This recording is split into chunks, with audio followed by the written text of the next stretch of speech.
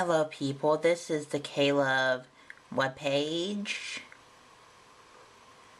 Right now, K-Love is having their K-Love Pledge Drive. They are 45% funded.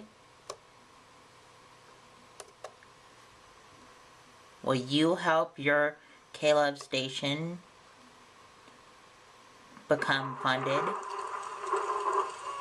spent 18 years as a chaplain with the FBI. You never know what you're going to get called on to do.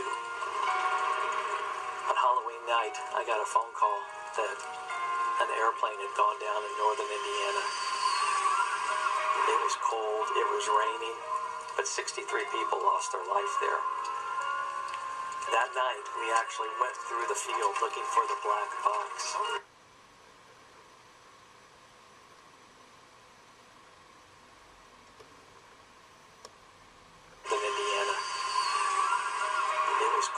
It was raining, but 63 people lost their life there. That night, we actually went through the field looking for the black box. Over here. You can imagine how difficult it was on the individuals who had spent about 12 hours a day just trying to identify the people that were on that airplane. God has called us to reach out and to help other people that are going through a difficult time, and that's exactly what we do in the crisis training. We equip others to walk with people who have gone through a traumatic event. One of the things that I wanted to do in these classes was to demonstrate we really care. She got the call today, one out of the grave. We want to train first responders, police, fire, nurses, pastors, chaplains. These classes would help them in any kind of a crisis, whether it be a national crisis such as a hurricane, or it could even be a personal crisis.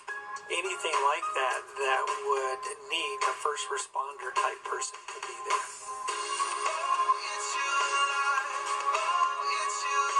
When we sat down and really took a look at it, that is the need for the crisis response training, we found it was absolutely huge. Finances being what they are, both on a personal and government level, many cities and counties have cut back on things like police and fire and first responders. Well, we found one of the first things they cut back was training like this. Critical incident stress management helps these law enforcement professionals to cope with these very difficult situations that can and do occur throughout the course of their careers.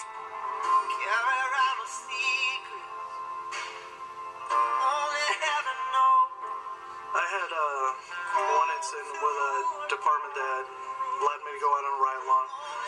A young officer, 26 years old, and he took me to an accident scene that happened 2 years prior. When we get out to the scene, his whole demeanor changed. He held onto the steering wheel, and he opened up and spoke about being first on scene of a drunk driving accident that took the life of a 15-month-old. Nobody goes in afterwards and tells them it's okay. And that's what the training that we've got through K-Love and what the foundation's all about is those moments of, hey, you can talk to us, we've been there. We want to take this training and make it applicable to the things in your life where you need to know what to say to someone. To everyone who's lost someone they love, long before it was their time. I remember being in Japan following the tsunami. And you hear the stories. It impacts you significantly. When you hear the people talk about standing on the cliff and watching the waves come wash away a child. Those stories stick with you. And what I found is when we do these crisis response interventions, it allows people to come together in a way that's very significant.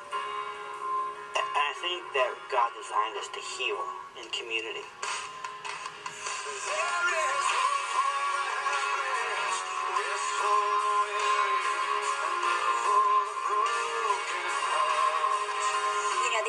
definitions of these trainings are so broad.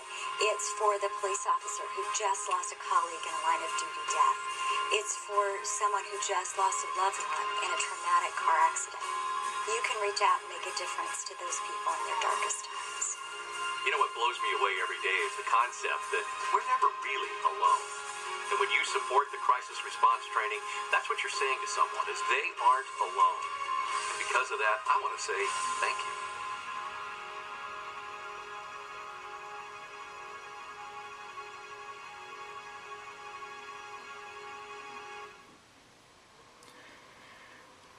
The songs that they play on K-Love are Christian songs.